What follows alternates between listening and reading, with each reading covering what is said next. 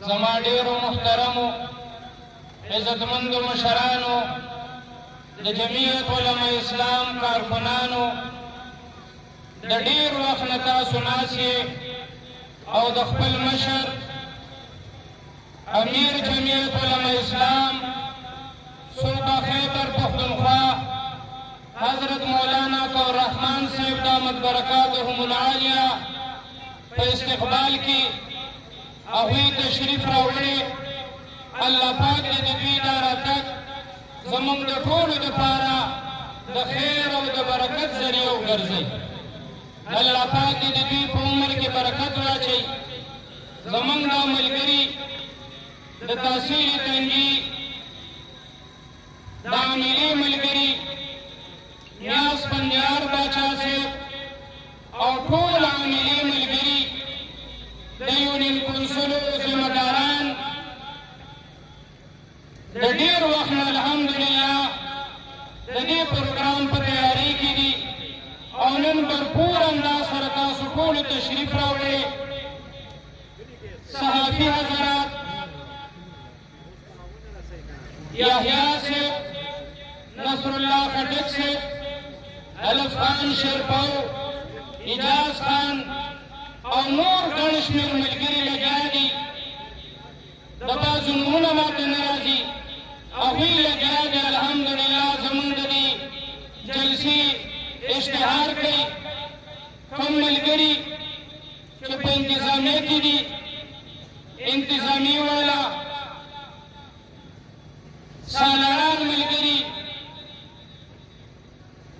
واسع الله صاحب چې دې ته ښایسته پنډالې برابر کړې، د دې ټولو حضراتو زه شکریه ادا کوم. الله پاک دې تاسو ټول خوشحاله و آباد لري. زما محترمو، په دې وخت کې په مسلمانانو باندې او بیا خاص کر د فلسطین په مسلمانانو باندې ډېر زیات سخت وخت دی. ماشومان مري، ځوانان مري، نارینه مري، زنانې مري، په اور کې سوځي، ټوکړې ټوکړې کېږي. او دا 58 اسلامي ملکونه د دې حکمرانان یو د هغوی په حق کې یو د بهادرۍ بیان ورنه کړه. بل طرف ته ټول عالم کفر د امریکې په مشرۍ کې یو ځای شوی، بحري بېړۍ راولېږلې، فوجونه راولېږل، اسرائیل او یهودو سره کلک ولاړ دي او په مسلمانانو ګولۍ وړئ. او د امریکې وزیر خارجه راغی، هغوی سره د خپل یکجهتۍ اظهار کوي او دا ورته وایي وایي زه تاسو ته بطور وزیر خارجه د امریکې نه یم راغلی، زه تاسو ته په حیثیت د یهودي راغلی. او د دې طرف نه د ټول عالم اسلامه څومره چې اسلامي تحریکونه دي یا زموږ په دې وطن کې څومره تحریکونه شروع دي، څومره پارټۍ دي، زما محترمو د ټولو پارټو لیډران یو د فلسطین په حق کې د بهادرۍ بیان ورنه کړ. دا یو د دې بډې جنډې خاوند مولانا فضل الرحمن صاحب دی چې په ټول وطن کې د فلسطین په حق کې مظاهرې وکړي، جلسې وکړي او هغه د حماس او د فلسطین مشران راغلل، په سټیج یې کېنول، ځان سره ښکاره کړل او بیا یې په ټول وطن کې د هغوی دپاره چنده وکړه او هغه چنده مولانا صاحب واخیستله او په ښکاره باندې لاړ. د فلسطین مظلوم مسلمانانو مشرانو سره ملو شو، هغوی سره د خپل تعاون وکړه او دی ورته وفرمیل چې زه تا ته د خپل وطن نه په حیثیت د مسلمان مجاهد راغلی یم. محترمو، د دې نه دا معلومه شوله که یو طرف ته عالم کفر د یهودو په مشرۍ کې یو دی، نو بل طرف ته الحمدلله ټول اسلامي، ټول مدارس، ټول خلقوهونه، ټول مذهبي اسلامي تحریکونه د امام الاولیاء مولانا فضل الرحمن صاحب په مشرۍ کې راجمع دي. محترم کله چې مولانا صاحب هلته تشریف یوړو او په ښکاره د فلسطین مسلمانانو سره ودرېد نو دې نه بعد به د یهودو ټوله میډیا د یهودو ټول طاقت دا هم د دې بدې جنډې خلاف استعمالیږي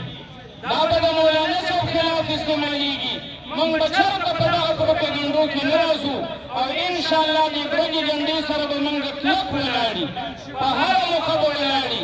بل زما محترمو دا یاد ساتئ دا نن چې موږ یو عالم یو مسلمان په یو چوک باندې ودرېږي او د ختم نبوت آواز کوي د قادیانیت خلاف آواز کوي نو محترمو دا خبره نن په هر چوک کې عالم کوي یو مسلمان کوي او د چا لاس د ده ګریوان ته نه وررسي نو دا خبره دومره په اسانه نه حاصله شوې بلکې زموږ په دې وطن کې په 1951 کې چې د ختم نبوت جلوس په لاهور کې میدان ته راغی درنه ورته توپې لګولې وې او دغه قادیانانو دغه مسلمانان ویشتل او شهیدان یې کړل او قادیانانو تکبر هغې سره نور هم سیوا شو او دا به یې ویل چې 10 زره مړه کړل که چا زموږ خلاف څه وویلي 10 زره نور وژنو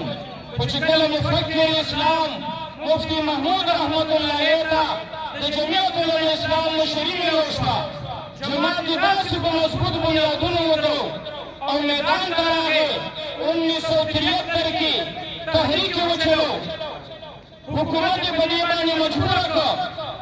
چې د قادیانانو مشر هغه وخت کې میرزا ناصر و هغه یې سملې ته راوست 19 ورځې هغې سره مفتي محمود رحمت الله او دغه وخت کې په اسمبلې کې شپږ اووه ممبرانو عالمان مفتي محمود صاحب دا ټول اسمبلې راجمع کړه او قادیانانو سره یې مناظره وکړله او اخر کې ټولې اسمبلې د هرې پارټۍ ممبران په دې متفق کړه او ټولو دا ومنله نسبت یې وکړه چې قادیانې کافر غیر مسلم اقلیت غیر اسلام نه خارج دي نو زما محترمو کومه مسله چې په 10 زره شهادتونه حاصل هغه مسله بغیر د سوک سپېړې د اسمبلې په فلور مفتي محمود رحمت الله علیه حل کړه دا د ملا د سیاست برکت دی دا د جمعیت الاسلام برکت دی نن دا عظیم شخصیت فرزند ارجمند امام انقلاب مولانا فضل الرحمن صاحب د دغه ختم نبوت د تحفظ دپاره میدان کې ولاړ دی نن د هغوی فرزند ارجمند مولانا عبدالرحمن صاحب د دغه ختم نبوت د تحفظ دپاره د قوم او د ملک د تحفظ دپاره د صحابه کرامو د ناموس د تحفظ دپاره په میدان کې ولاړ دي انشاءالله موږ به ورسره کلک ولاړي موږ به دا عزم کوو د دې مخکې موږ د خپلو جذبو اظهار کوو خپلې ارادې ښکاره کوو چې انشاءالله کوم ځای کې چې مولانا صاحب موږ ته حکم کوي موږ به انشاءالله د صف اول کردار ادا کړو الله پاک هم خوشحاله و باد لره واخر دعوانا